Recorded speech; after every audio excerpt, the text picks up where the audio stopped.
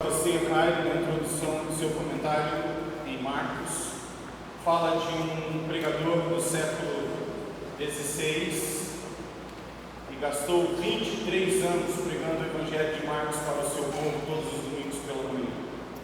E aqui estamos nós, um pouco menos de um ano já tendo avançado metade da epístola, que para mim sugere que nós somos bastante superficiais no estudo e na meditação da palavra de Deus. Seja como for, que Deus tenha misericórdia de nós, e que nesta noite Ele fale aos nossos corações através da sua palavra.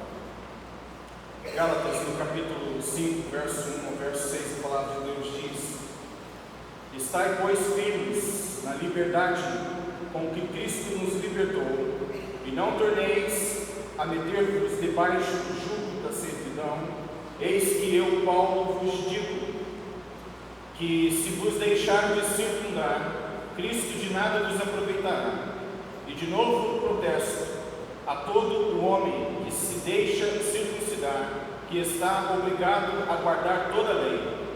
Separados estáis de Cristo, vós os que vos justificais pela lei, da graça tendes caído. Porque nós, pelo Espírito da fé, aguardamos a esperança da justiça. Porque em Jesus Cristo nem a circuncisão, nem a incircuncisão tem virtude alguma, mas sim a fé que opera o amor. Senhor nosso Deus, nós pedimos que o Teu Santo Espírito nos conduza neste momento de meditação, e que as palavras dos nossos lábios e a meditação do nosso coração possam ser agradáveis diante do Senhor, rocha nossa e Redentor nosso. É o que pedimos em nome de Jesus Cristo. Amém. Os queridos podem se sentar. Eu quero pensar com a amada congregação, nossos irmãos e irmãs em Cristo, aqueles que nos visitam nessa noite, sobre o seguinte tema: desistindo da liberdade. Desistindo da liberdade, e este é, a meu ver, aquilo que Paulo está tentando trazer à mente dos cristãos da Galácia, igreja que está lentamente sendo seduzida à escravidão, voltar à escravidão, deixando a liberdade da graça do Senhor em suas vidas. E nós encontramos este apelo, obviamente, no capítulo 5, dos versos 1 ao verso 6. E neste sentido, nós encontramos então este sistema de liberdade em oposição àquilo que é escravidão. E o apóstolo Paulo tem sido criticado por muitos em nossos dias como aquele que não mais forma, mas apenas informa. E se você conhece ou um dia puder ler os escritos de E.M. Bounds, E.M. Bounds fala que o apóstolo Paulo, junto com os demais apóstolos, em função da teologia, em função da doutrina, em função da unção do Espírito sobre as suas vidas, eles moldaram a igreja. Obviamente que isso não foi deles mesmos, foi uma obra de Deus através deles. Não obstante, E.M. Bounds diz que as mãos dos apóstolos formaram a igreja. Hoje, porém, está sendo argumentado que as mãos apostólicas não mais formam a igreja, eles apenas informam a igreja. O que tem Paulo a dizer acerca do casamento no século XXI? O que teria Paulo a dizer acerca das mulheres no século XXI? O que teria Paulo a dizer acerca da justiça social neste presente século? E uma das críticas severas feitas contra o apóstolo Paulo, e assim sendo contra Pedro, Tiago e João, é isso: que eles pouco falaram contra a escravidão. Há quem diga que em seus escritos eles defendem a escravidão, e eu não poderia discordar mais de tudo isso. A meu ver, estes homens não somente foram usados por Deus para formarem a igreja e informarem a igreja há 2000 anos atrás, isto continua acontecendo hoje. Se eu disser que os apóstolos que escreveram o Novo Testamento não mais formam, apenas informam. Eu estou dizendo que 90% do Novo Testamento não serve para mais nada. Está você preparado para dizer isso? Que 90% do Novo Testamento é absolutamente inútil e irrelevante hoje? E eu acredito que nós estamos na situação na qual nos encontramos como igreja e como sociedade, não porque as mãos apostólicas não têm mais poder de formar no século XXI, mas exatamente porque nós não mais atribuímos valor àquilo que eles escreveram. A nossa tragédia hoje se dá não porque eles erraram, mas porque nós não obedecemos aquilo que eles corretamente ensinaram. Há algum tempo atrás, eu fui desafiado a estudar, com base nas Escrituras, aquele que é o conceito de escravidão. E quão dolorido é falar sobre este assunto.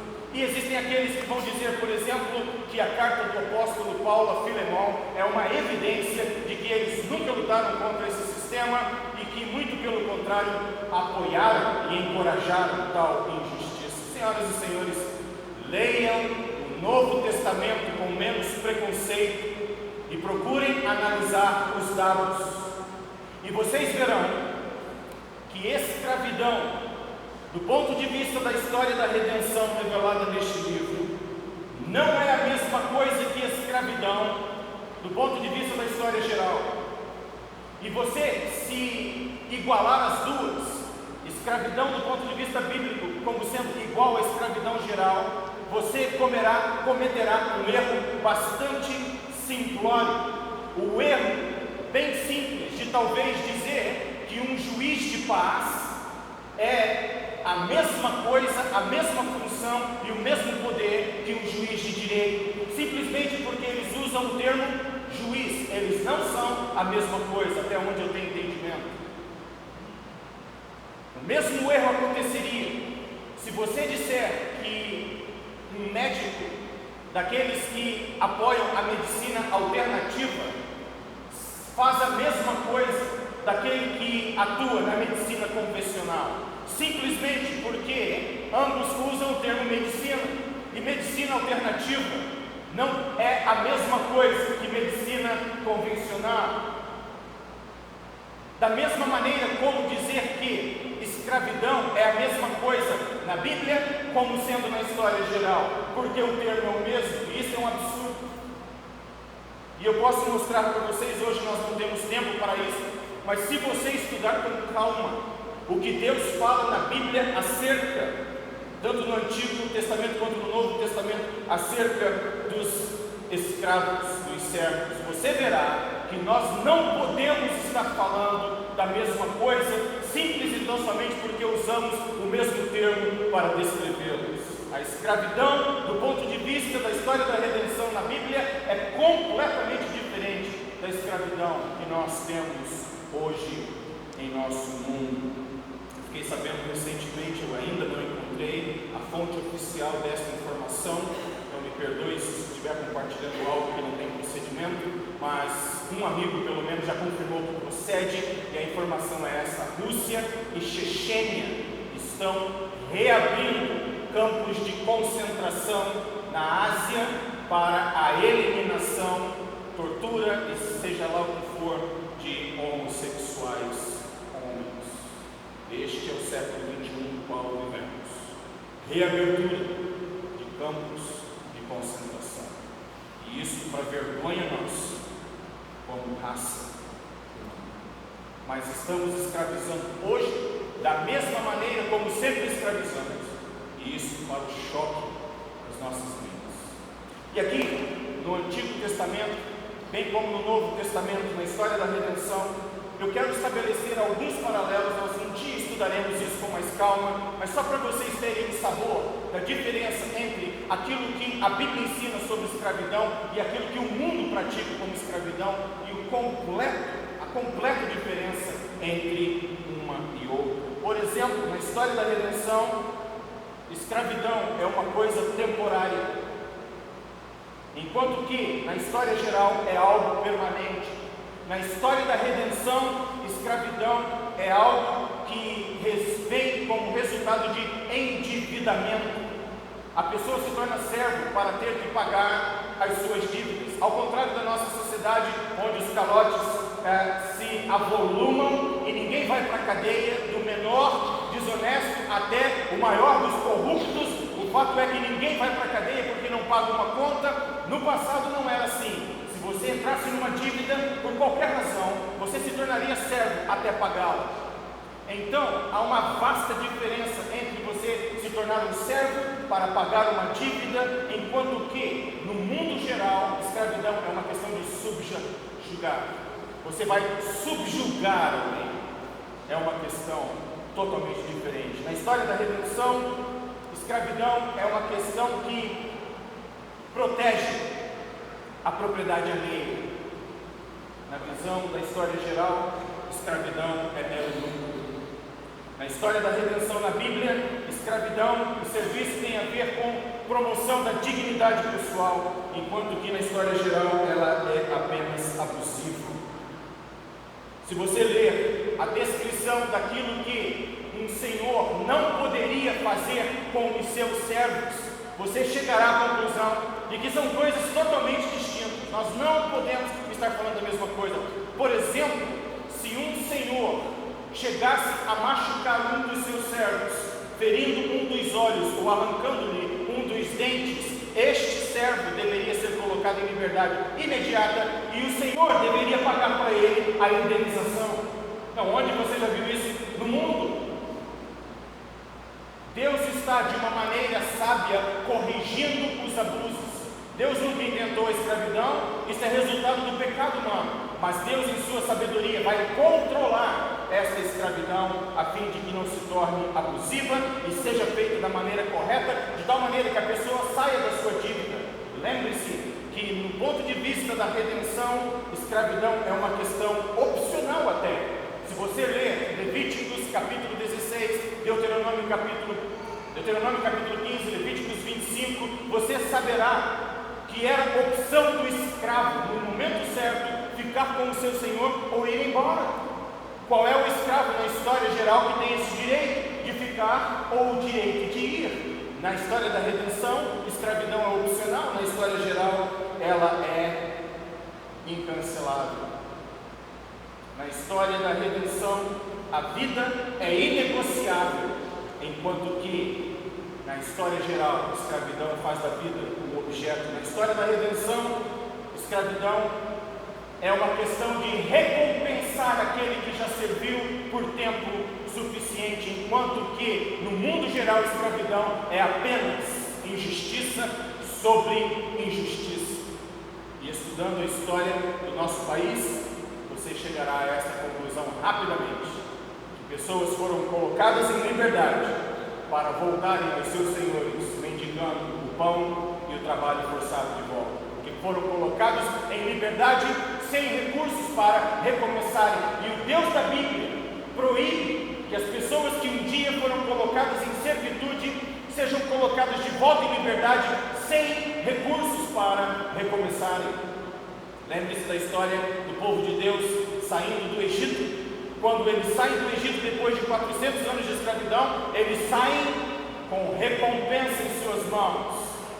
Deus fez com que os egípcios pagassem aos israelitas os 400 anos de escravidão, e isso foi mantido como tradição em toda a história de Israel. É lamentável que na história do povo de Deus, o próprio povo de Deus desobedeceu isso. Antes do exílio, depois do exílio, e Neemias precisa, depois do exílio babilônico, reconstruindo Jerusalém, reconstruindo as muralhas, ele precisou se deparar com algo lamentável, a saber, o fato de que hebreus estavam escravizando os seus próprios conterrâneos. E Neemias luta contra isso, e infelizmente, na história do povo de Deus, isso tem sido praticado, e para vergonha nossa. Mas o fato é que há uma vasta diferença quando falamos de servitude do ponto de vista bíblico e servitude do mundo geral, da história geral. E eu suplico que você estude a sua Bíblia e analise o que eu estou falando. Vá para Levíticos 25, vá para Deuteronômio capítulo 15, analise Jeremias capítulo 34, 24, e você verá que o Deus de Israel nunca foi favorável a esse tipo de coisa. Na verdade, ele implementou recursos para controlar o abuso até que a humanidade pudesse ser redimida completamente, liberta da sua escravidão e nunca mais escravizar quem quer que seja. E nesse sentido, o apóstolo argumenta: por que vocês que um dia experimentaram a liberdade em Cristo, agora estão se deixando escravizar novamente? O preço já foi pago, a dívida já foi cancelada, e agora vocês precisam e querem retornar à escravidão. Por que isso? Por que retornar a este jugo? Por que retornar a uma situação onde não há liberdade? E aqui eu quero deixar com vocês duas coisas. Em primeiro lugar, a tragédia do afastamento da graça de Cristo. A tragédia do afastamento da graça de Cristo. E Paulo argumenta no verso 1 do capítulo 5 que a liberdade estabelecida em Cristo, ela é algo permanente, não pode ser negociada nem alterada. Se você está em Cristo, você é livre para sempre. Você não pode, não há, do ponto de vista do apóstolo Paulo, qualquer condição de você retornar à escravidão, uma vez que Cristo te libertou. Se você tomou o pão e o cálice em suas mãos, você está confessando simbolicamente a salvação em Cristo, e isto é para todo sempre. Você não pode estar livre hoje e escravizado amanhã, salvo hoje e perdido amanhã. A salvação vem do Senhor e ela é para todo sempre. Estai, pois, firmes na liberdade com que Cristo nos libertou, e não tornei a meter-vos debaixo do jugo de servidão. Uma vez livres permanentemente. E o cristão deve permanecer firme em tal liberdade. Não é somente o fato de estarmos livres. Paulo está dizendo: permaneçam firmes nesta liberdade. Não permitam que nada, nem ninguém os force de novo a um jugo de escravidão. E a escravidão é deixar o que Jesus Cristo conquistou. Paulo temia que as igrejas da Galácia lentamente, mas certamente se desviassem daquilo que foi conquistado por Cristo na cruz do Calvário, substituindo a graça por religião, substituindo comunhão com Deus por dias e festas, como ele acusa no capítulo 3, e agora substituindo verdade e intimidade por aquilo que é exterior. Irmãos e irmãs, amigos, 2000 anos se passaram, e a nossa preocupação hoje é mais com a religiosidade externa do que com aquilo que é interno. Jesus disse que o que nos destrói não é o que entra, mas aquilo que sai do coração humano. O que destrói não é aquilo que vem como influência de fora para dentro, mas aquilo que a boca fala. E nós estamos ainda falando sobre as questões que escravizam e que muito pouco tem a ver com aquilo que Cristo fez e com aquilo que Jesus Cristo ensinou. E quando o apóstolo Paulo viu as igrejas se afastando da graça e se encaminhando para, ou sendo encaminhada para questões religiosas, de formalidade, de datas, de dias, e a saber aqui especificamente circuncisão do corpo, Paulo disse: se vocês entrarem por este caminho, a tragédia será o afastamento da graça, e a escravatura retorna por meios antes invalidados. Um dia a circuncisão teve a sua validade e teve o seu simbolismo, mas agora em Cristo isso acabou, e o apóstolo está dizendo: vocês estão voltando a certas práticas que nada mais valem. E eu quero propor que nós estamos no mesmo predicamento. Existem práticas hoje que nada tem a ver com a graça, que nos escravizam, tanto quanto as datas da época da igreja para a qual Paulo escreveu, bem como as práticas religiosas, tais como a circuncisão. Pastor John Bullen, que alguns de vocês conheceram, grande amigo, faleceu há pouco mais mais de um ano certamente, ele disse para o pastor Walter Bonner: eu quero fazer questão de mencionar esses nomes para que vocês tenham condições de checar o que eu estou dizendo. O pastor John Pullen disse que na igreja brasileira, ele disse isso para o pastor Walter Bonner, há mais probabilidade de uma pessoa ser excluída da igreja porque fumou ou bebeu do que porque cometeu adultério e roubou. Eu conheço 2 pastores no Brasil, um cometeu adultério por 6 anos, o outro roubou a igreja e outras pessoas. Nenhum dos 2 foi disciplinado por quem quer que seja. Mas se alguém fumar ou beber, prepare-se, o cerol vem e vem fino. Nós somos escravos de muitas coisas acerca das quais Cristo nos libertou. E retornar à escravatura é abrir mão daquilo que Cristo já conquistou, retomando meios antes invalidados. E os meios escravizadores serão mantidos na totalidade. Observe só o que diz o verso 2: eis que eu, Paulo, vos digo que se vos deixar de circuncidar Cristo, de nada vos aproveitará. E de novo protesto a todo o homem que se deixa circuncidar, que está obrigado a guardar toda a lei. Se nós abandonarmos a liberdade que temos em Cristo pela graça e retornarmos aos métodos inválidos, lembre-se disso, a sua escravidão será total. Você terá que obedecer toda a escravidão, não apenas parte dela, mas a totalidade dela. Observe só o que foi argumentado: não, você está obrigado a guardar toda a lei. Capítulo 5, verso 3. É muito perigoso e é trágico deixarmos a graça de Cristo, a tragédia do afastamento da graça de Cristo. E a opção pela escravidão separa a pessoa, obviamente, de Cristo. Observe só o que diz o verso 4: separados estáis de Cristo, vós que vos justificais pela lei, da graça tendes caído. Se nós não ficarmos firmes na liberdade que Cristo estabeleceu por sua graça, nós voltaremos à escravidão, a práticas de coisas que um dia foram abolidas, e assim a vida será por demais vazia. O ex-seminarista, um homem que se preparava para o ministério, Joseph Stalin, que se tornou um dos maiores ditadores, responsável pela morte de mais de 50 milhões do seu próprio povo. Um dia ele foi questionado: até quando você acha que o seu povo suportará a aflição que você inflige sobre eles? E só para colocar em perspectiva o que foi a ditadura abusiva de Joseph Stalin, existe um canal chamado Canal de Moscou.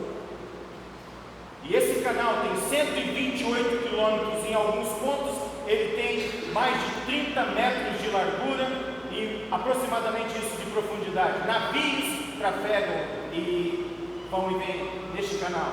128 quilômetros de canal, aberto com mão de obra escrava. De acordo com o History Channel, mais de 300 mil pessoas morreram abrindo este canal. Morreram de fome, morreram de trabalho abusivo, de trabalho pesado, de exaustão. Este é Joseph Stalin, simplesmente para levar água de um ponto até a capital.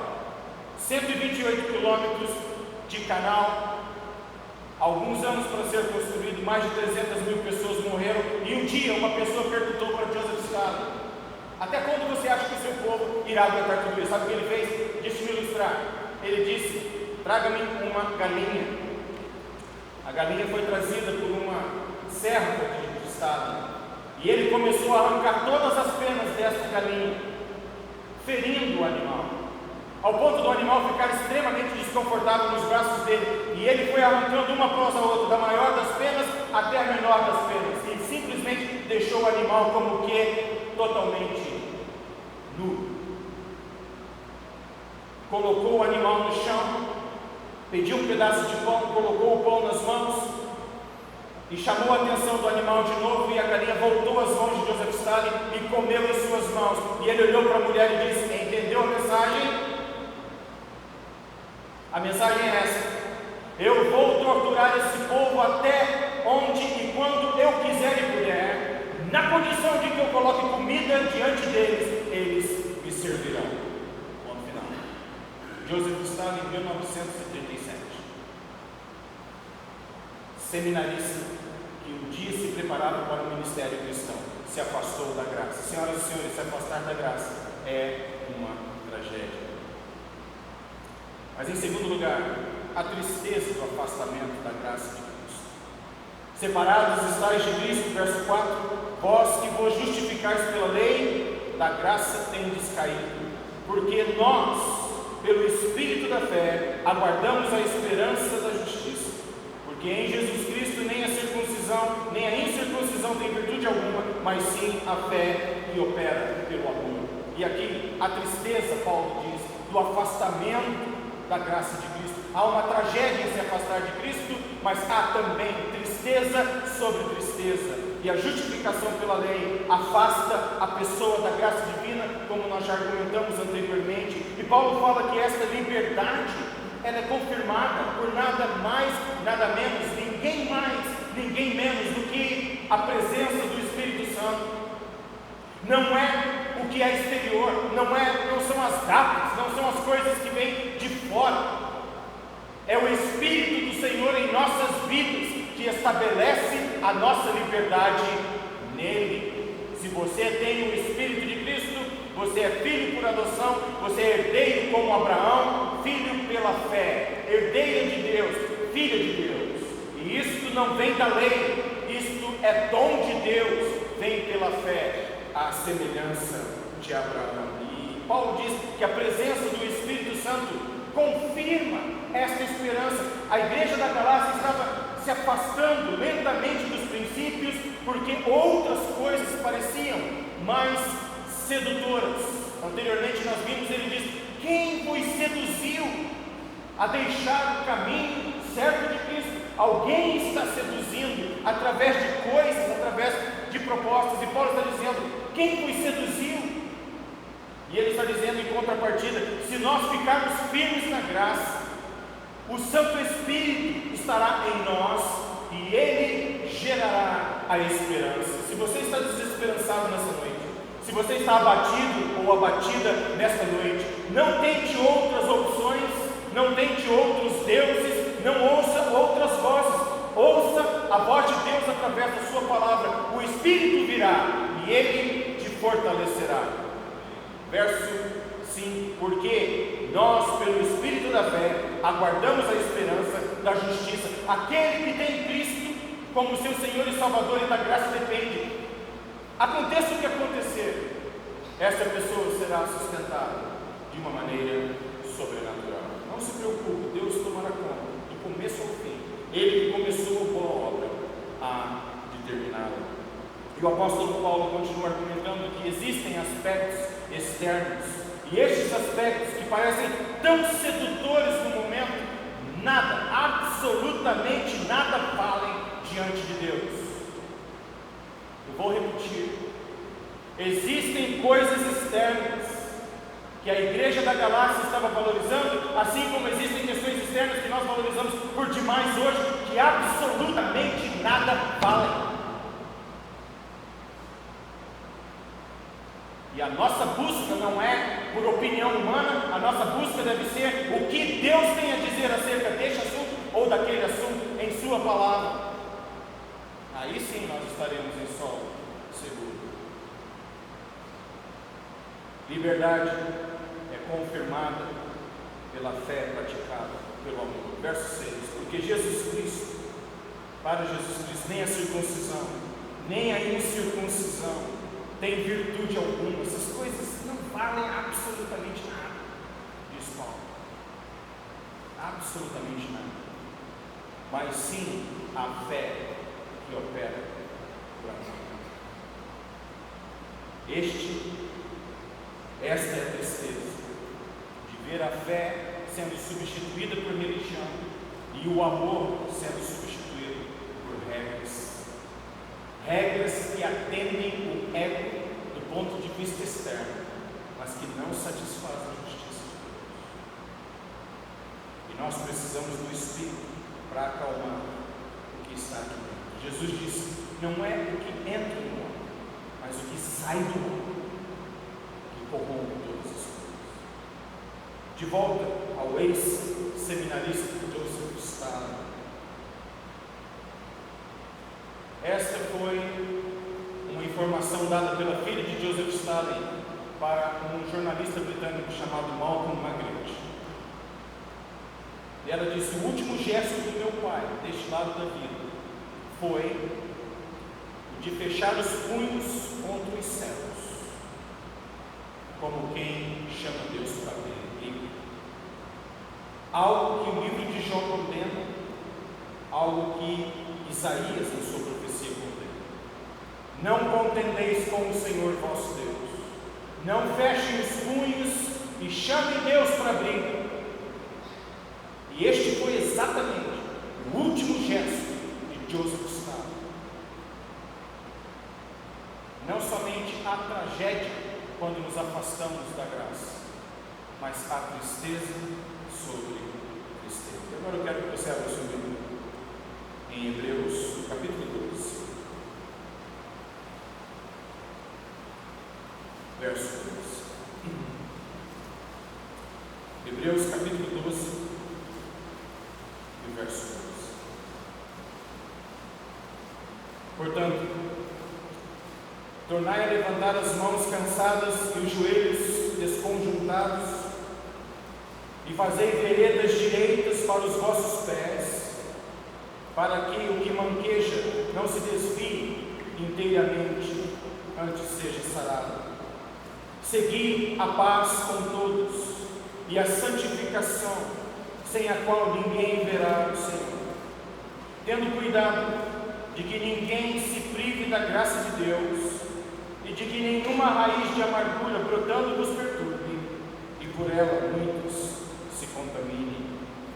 Ninguém seja fornicário ou profano como Esaú, que por um pouco de manjar vendeu o seu direito de primogenitura, porque bem sabeis que, querendo ele ainda depois herdar a bênção, foi rejeitado, porque não achou lugar de arrependimento, ainda que com lágrimas o buscou. Porque não chegastes, para quem está ainda procurando, Hebreus 12, verso 18.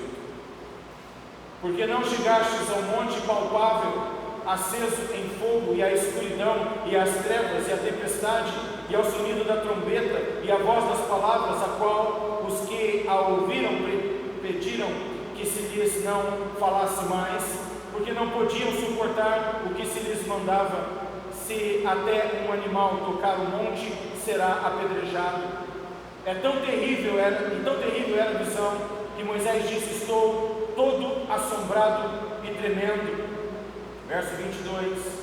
Mas chegastes ao monte de Sião, e à cidade do Deus vivo, e à Jerusalém celestial, e aos muitos milhares de anjos, e à universal assembleia, e à igreja dos primogênitos que estão inscritos nos céus, e a Deus, o juiz de todos, e aos espíritos dos justos aperfeiçoados, e a Jesus, o mediador de uma nova aliança, e ao sangue da aspersão, que fala melhor do que o sangue de Abel. Vede que não rejeiteis ao que fala, porque senão escaparam aqueles que rejeitaram o que era na terra, que na terra os advertia, muito menos nós, se nos desviarmos daquele que é dos céus. A voz do qual moveu então a terra, mas agora anunciou dizendo: ainda uma vez comoverei não só a terra, como também o céu. E esta palavra, ainda uma vez, mostra a mudança das coisas móveis como coisas feitas para que as imóveis permaneçam. Pelo que, tendo recebido um reino que não pode ser abalado, retenhamos a graça pela qual sirvamos a Deus agradavelmente, com reverência e piedade, porque o nosso Deus é um fogo consumidor. Em outras palavras, não permita a tragédia de se afastar da graça de Deus, porque isto só acumulará tristeza sobre tristeza. Que Deus mesmo nos ajude nesse sentido. Senhor, nosso Deus e Pai, ajude-nos, ó Deus, nessa missão, de ficarmos firmes na graça do Senhor Jesus Cristo. Existem tantas questões humanas e religiosas que nos escravizam. Liberta-nos de todas elas. Permita, Deus, que vivamos uma vida livre em Cristo e desfrutemos não de religião, mas de relacionamento. Pai querido, se nós temos sido instrumentos de escravidão para outros, ajude-nos. E que ao invés de escravizá-los, nós sejamos instrumentos de libertação. Graças te damos pelo teu amor em nossas vidas. Ajude-nos a não decairmos da graça e terminarmos esta vida em estado de desgraça. Ao contrário, prossigamos olhando para o alvo como cantamos esta noite, olhando única e exclusivamente para Jesus Cristo, e que o teu Santo Espírito nos fortaleça no homem interior, ajudando-nos nessa batalha constante, nessa batalha diária. Permita, Deus, que nos inclinemos para as coisas do Espírito, e assim as coisas carnais deixem de ter o apelo tão forte que normalmente tem. Ajude a igreja do Senhor, ajude o teu povo aqui espalhado pela terra. Ó Deus, que hoje seja um dia de salvação e de santificação, e que saiamos daqui para uma semana firmados na graça de Cristo. Bendito seja o Senhor hoje